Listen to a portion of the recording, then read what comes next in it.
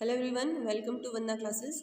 आज की इस वीडियो में हम कक्षा 10वीं के बोर्ड एग्जाम्स में आने वाले 5 मार्क्स वीआईपी क्वेश्चंस को डिस्कस करने वाले हैं। तो देखिए, सबसे पहला जो क्वेश्चन है हमारे पास ये चैप्टर 9 में से है। क्या दिया हुआ है? 7 मीटर ऊंचे भवन के शिखर से एक केबल टावर के शिखर का उन्नयन कोण 60 डिग्री का है। क्वेश्चन में सबसे पहले देखिए बात किसकी की गई है, भवन की और एक शिखर की। तो 7 मीटर ऊंचा भवन है। सबसे पहले हम यहाँ भवन बना लेते हैं कि ये हमारा भवन है जो 7 मीटर है। फिर टावर है, इसमें याद रखना भवन छोटा बनेगा और टावर जो है वो थोड़ा बड़ा बनेगा इससे। ठीक है, ये बेस दोनों के सेम रहने वाले हैं क्योंकि ग्राउंड पे हैं दोनों के दोनों। अब देखिए, इसने कहा है कि 7 मीटर ऊंचे भवन के शिखर से टावर के शिखर का उन्नयन कोण। उन्नयन कोण कौन सा होता है? जो नीचे की तरफ बनता है, ये उन्नयन कोण होगा। ये 60 डिग्री का है, यानी आपको नीचे की तरफ बनाना है। ठीक है, अगला कहता है उसकी जो नीचे वाला जो सेक्शन है, यानी कि जो पैरों का सेक्शन है, पाद बिंदु, यहाँ से जो उसका कोण बनेगा ये अवनमन कोण है। अब जो अवनमन कोण होता है ये ऊपर की तरफ बनता है। ये देखिए यहाँ बनेगा 45 डिग्री। इसको हम नीचे की तरफ ले आएंगे, बात वही रह जाएगी। आई होप आपको समझ में आया हो ये। तो सबसे पहले क्या, हमने एक भवन लिया, मान लो ए बी, ये 7 मीटर ऊंचा है। इसके साथ हमने मान लो ये सी डी एक हमने क्या कर दिया, खड़ा टावर कर दिया। अब टावर के शिखर का, भवन के शिखर का जो उन्नयन कोण है, नीचे की तरफ बनने वाला कोण है, वो 60 डिग्री का है। यहाँ इसको डैश डैश से भी आप नोट कर सकते हो। ये हमने मिला लिया है। अब देखिए यहाँ हमने मिला लिया, तो ये पोर्शन अगर 7 मीटर का है तो इतना सेक्शन भी 7 मीटर का होगा। ऐसे लगा के आप दिखा सकते हो, ये भी 7 मीटर का होगा। और इसके नीचे नीचे से जो एंगल बनेगा वो 45 डिग्री का होगा। अब देखिए हमें क्या निकालना है, टावर की ऊंचाई। आई होप आपको क्वेश्चन समझ में आ गया हो। तो देखिए इसको यहाँ रखते हैं और अब सोल्व करते हैं। तो देखिए क्या हमें निकालना है, टावर की ऊंचाई। टावर कितना है, सी से लेकर डी तक, तो हमें सी डी निकालना है। ठीक है, ये जो बिंदु हमने यहाँ मिलाया है इसको हम एक और नाम दे देंगे जो है ई। तो इसके 2 टुकड़े हो गए, यानी सी डी जो है वो किसके बराबर है, वो है सी ई जमा ई डी। यानी हमें 2 चीज़ें निकालनी पड़ेगी, एक सी ई निकालना पड़ेगा और एक ई डी। ई डी तो आ गया जो कि 7 मीटर का है, ये यहाँ रख देते हैं। रह क्या गया, सी ई, यानी कि ये पोर्शन अगर हम निकाल दें तो टावर की ऊंचाई आ जाएगी। इसको निकालने के लिए हमें कम से कम एक साइड तो पता होनी चाहिए। तो हम सबसे पहले नीचे वाले ट्रायंगल में जाएंगे जिसमें 45 डिग्री का कोण है। और इसको निकालने के लिए आप एक बात याद रखिएगा कि जो साइड आपको दे रखी हो आप उसको यूज़ करो, और जो आपको निकालनी हो आप उसको यूज़ करो। तो मुझे ये निकालनी है, ये क्यों निकालनी है, क्योंकि ये इसके इक्वल है। ठीक है, तो सबसे पहले हम जाएंगे त्रिभुज ए बी डी में। ये देखिए हम ए बी डी में गए। तो हमें कौन सी निकालनी है, हमें निकालनी है, दे रखी है ए बी और निकालनी है बी डी। ठीक है, अब देखिए A B by B D, ये ए बी क्या है, ये लंब है। ठीक है, और ये क्या है, आधार। ये भी आपको पता होना चाहिए, ये लंब होता है, ये आधार होता है, और ये बड़े वाली जो साइड होती है ये कर्ण होती है। ठीक है, तो अभी क्या करना है हमें, ए बी जो है वो दिया हुआ है 7 का। ठीक है, और बी डी हमें निकालना है, हमें नहीं पता कितने का है, इज इक्वल टू। अब देखिए लंब बटे आधार कौन सा एंगल बनता है, टेंजेंट। और एंगल कितना है, 45 डिग्री का। अब देखिए टेंजेंट 45 की वैल्यू कितनी होती है, 1। जिसके बाय कुछ नहीं, उसके बाय 1, 7 बटे बी डी। अब देखिए क्रॉस मल्टीप्लाई कर दीजिए आप, तो यहाँ से जो बी डी है वो कितना आ जाएगा आपका, 7 मीटर का। तो देखिए बी डी जो है, बी से लेकर डी पॉइंट, ये 7 मीटर आ चुका है। अगर ये 7 मीटर है तो ये भी 7 मीटर होगा, क्योंकि जो बी डी है हमारी वो बराबर है ए ई के। तो ये भी 7 मीटर की हुई हमारी। तो जैसे कि मैंने कहा, ये अगर 7 मीटर आई है तो ऊपर वाली भी 7 मीटर आ गई। अब देखिए अब हम ऊपर वाले ट्रायंगल में जाएंगे क्योंकि हमें तो ये निकालना है ए सी ई में। देखिए यहाँ जाते हैं, इसको लिखते हैं त्रिभुज ए सी ई में। तो देखिए क्या निकालना है हमको, हमें सी ई निकालना है और ए ई अभी अभी निकाला हमने जो कि 7 मीटर आया है हमारा। ये इसको यहाँ ए ई भी बराबर करके लिख सकते हो। तो देखिए अभी हम क्या लिखेंगे, सी ई बटे ए ई, जो फिर से हमारा क्या बन गया, देखिए ये लंब है ये आधार है, तो लंब बटे आधार फिर से टेंजेंट बनेगा। और ऊपर वाला जो एंगल है वो 60 डिग्री का है, तो ये बन जाएगा टेंजेंट 60 डिग्री। अभी देखिए सी ई जो है ये निकालना है, ए ई 7 आया है और टेंजेंट 60 की वैल्यू √3, जिसके बटे कुछ नहीं उसके बटे 1, क्रॉस मल्टीप्लाई। तो सी ई जो है हमारा ये आ गया है 7√3। अभी देखिए सी ई निकालना था, ये आ गया। अभी हमें पूरा ट्रायंगल जो था इसमें सिर्फ ये पोर्शन चाहिए था जो आ चुका है, और हमें टावर की हाइट निकालनी थी। टावर की हाइट क्या थी हमारी, CD थी, ठीक है, जो किसके बराबर थी, CE जमा ED की, और CE की वैल्यू हमारे पास कितनी आई है, ये आई है 7√3। तो इसको यहाँ लिख देते हैं इसकी जगह पे 7√3, क्योंकि यही पोर्शन रहता था। अब देखिए 7 कॉमन है, √3 जमा 1, ये हमारा आंसर आ गया। क्वेश्चन नंबर दिया हुआ है, ये 8th चैप्टर से है हमारा, चैप्टर नंबर 8, ये 8 चैप्टर से क्वेश्चन है। देखिए इसको कैसे करना है, इसको हम यहीं सॉल्व कर लेते हैं। यहाँ देखिए उत्तर लिखते हैं। अभी देखिए लेफ्ट हैंड साइड वैल्यू को हम सॉल्व करेंगे। लेफ्ट हैंड साइड दिया हुआ है √1 plus sine A divide by 1 minus sine A, ठीक है। देखिए अंदर हम क्या करेंगे, रैशनलाइजेशन कर देंगे। रैशनलाइजेशन में क्या होता है, हर का परिमेय गण, मतलब जो नीचे की वैल्यू होती है उसको आप ऊपर भी गुणा करो और नीचे भी गुणा करो, बस साइन चेंज हो जाता है, माइनस है तो प्लस का हो जाता है, या अब वैसे कर लो आप ऊपर की वैल्यू से। अभी देखिए क्या हुआ, ये दोनों सेम दिख रहा है आपको, तो ये एक और एक कितने हो गए, 2, तो हम इनको ऐसे लिख सकते हैं, पूरे पे स्क्वायर हो जाएगा, यानी 2 वैल्यू हो गई है। यहाँ पे एक आइडेंटिटी सॉल्व होगी हमारी, a माइनस बी और a प्लस बी। तो a माइनस बी और a प्लस बी, इसका फॉर्मूला होता है हमारे पास a square minus b square. तो a 1 है यानी 1 का स्क्वायर, माइनस में b साइन है तो साइन का स्क्वायर, साइन स्क्वायर a, ये रूट हो चुका है यहाँ हमारा। अभी देखिए क्या होगा, 1 प्लस साइन a, इसके ऊपर होल स्क्वायर है ही। देखिए 1 का स्क्वायर 1 होगा और 1 माइनस साइन स्क्वायर ए, ये एक और फॉर्मूला होता है हमारा, यहाँ साइड में लिख लीजिए आप, 1 माइनस साइन स्क्वायर ए, ये इक्वल होता है हमारा कोस स्क्वायर ए के। तो यहाँ हम कोस स्क्वायर ए लिख सकते हैं। अभी देखिए रूट, अब यहाँ देखिए आप स्क्वायर दोनों के ऊपर है तो यहाँ कोस लिख दीजिए। अब देखिए स्क्वायर से रूट जो होगा वो कैंसिल हो जाएगा, तो जो वैल्यू बचेगी हमारे पास वो होगी 1 plus sine A divide by cos A. अब देखिए जो कोस है वो दोनों के नीचे भाग में है, इसके भी है, पहले वाले के भी और दूसरे वाले के भी। अब देखिए 1/, जो कोस है वो क्या बन जाएगा अपना, सीकेंट ए या सेक ए कह सकते हैं, साइन अपन कोस tan ए बन जाएगा। देखिए यही था हमारा आंसर। ये राइट हैंड साइड वैल्यू हमारी क्या हो चुकी है, ट्रू। ये देखिए ये बिल्कुल ईजी है। तो एक 8 चैप्टर से भी आपको 5 मार्क्स का क्वेश्चन देखने को मिलेगा। चलिए नेक्स्ट क्वेश्चन की तरफ चलते हैं। देखिए नेक्स्ट क्वेश्चन हमें दिया हुआ है हमारा, ये चैप्टर 13 में से है, 13 चैप्टर में से भी एक 5 नंबर का क्वेश्चन आपको देखने को मिलेगा।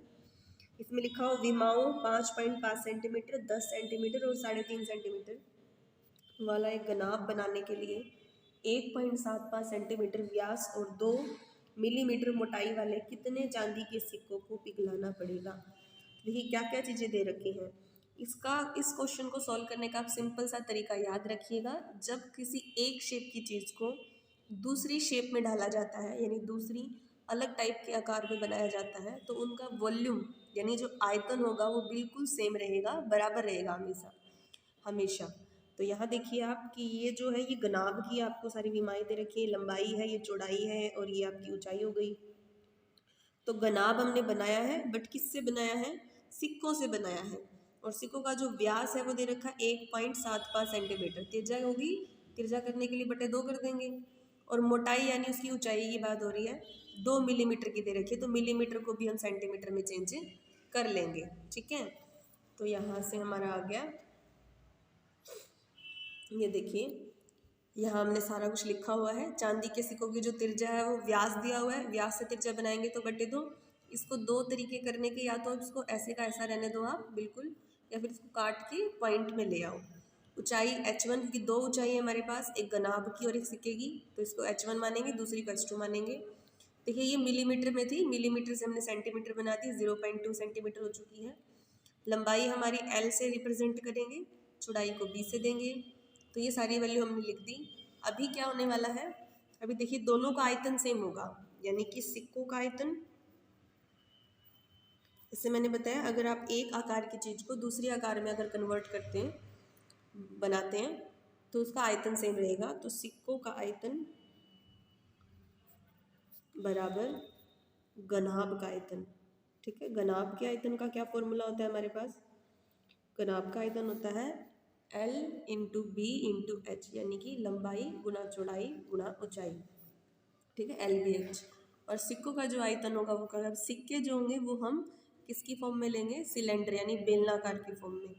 तो जो बेलन का आयतन होता है वो हमारे पास होता है पाई आर स्क्वायर एच। ठीक है, अभी सिक्के हमें नहीं पता कितने हैं, तो मान के चलेंगे तो एक सिक्के का आयतन हुआ, मान के चलते n नंबर ऑफ सिक्के हैं। ठीक है, इनकी संख्या हमें नहीं पता, n है वो, आप x भी मान सकते हो।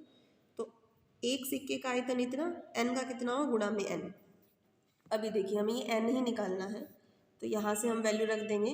पाई की वैल्यू उन्होंने कही है 22/7 आपको यूज़ करनी है, और नहीं बोल रखी तो आप 22/7 यूज़ करो। r जो है वो है 1.75/2, फिर 1.75/2, और h जो है ये देखो ये किसकी है, ये सिक्कों की है, तो ये H1 हो जाएगी, गनाब की H2 हो जाएगी। तो सिक्कों की हमारे पास 0.2 है।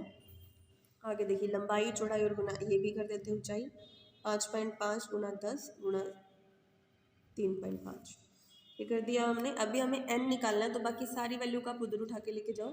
n = ये 5.5 × 10 × 3.5। देखिए नीचे की जो वैल्यू ऊपर चली जाएगी, यहाँ से कुछ वैल्यू आप काट सकते हो, 2 से काटोगे 11 पे कट जाएगा। ठीक है, यहाँ भी 2 से काटोगे तो 0.1 पे कट जाएगा। ठीक है, तो यहाँ देखिए अगर हम बात करें तो जो 7 बचा है, 7 को इधर लेके जाते हैं, ऊपर आ गया ये। अब देखिए ये नीचे की तरफ आएगा 11, 1.75 भी नीचे आएगा, 1.75 भी नीचे आएगा, 0.1 भी नीचे आएगा। ये सारी वैल्यू सॉल्व करोगे, सबसे पहले पॉइंट वगैरह आप हटा सकते हो। कैसे, देखिए यहाँ पे एक पॉइंट हटेगा तो ऊपर 100 चला जाएगा, एक पॉइंट हटेगा तो फिर 100 ऊपर चला जाएगा, ये पॉइंट हटेगा तो फिर 10 ऊपर जाएगा, ऐसे ये पॉइंट है तो नीचे 10 आया, ये पॉइंट हटेगा तो नीचे 10 आया। ऐसे जितनी भी कैलकुलेशन कटे वो काट के ये सारा आपका जो आंसर होगा वो होगा 400, यानी 400 जो सिक्के होंगे वो बनेंगे। उनका यूज़ करना होगा आपको गनाब बनाने के लिए। देखिए इसको अगर अच्छे से काटें तो कैसे कटेगा, 11 × 5 = 55, 5 से गया। फिर देखिए 10 से आप 10 काट सकते हो यहाँ, फिर देखिए यहाँ से 35 से काटेंगे तो ये 5 पे चला जाएगा। ठीक है, 35 × 5 = 175 होते हैं। फिर 7 से काटोगे तो यहाँ देखिए 7 दूनी 14, ठीक है, 3 आएगा, 7 × 5 = 25, यानी 25 × 7 = 175, तो ये कट गया। फिर देखिए 5 से ये 5 कट चुका है यहाँ, 25 से इसको काटोगे तो यहाँ देखिए 25 × 4 = 100 आएगा। ये 10 से 10 कट गया, देखिए आंसर हमारा 400।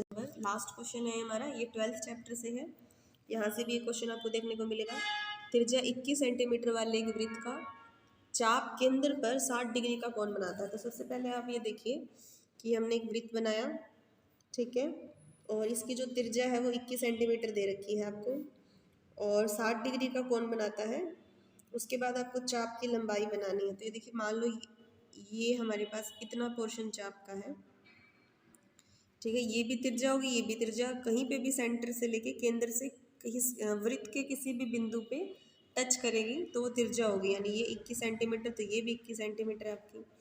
ये चाप की लंबाई निकालनी है, ये जो कोण है ये 60 डिग्री का है आपका। तो देखिए सबसे पहले हमें निकालनी है पहले चाप की लंबाई।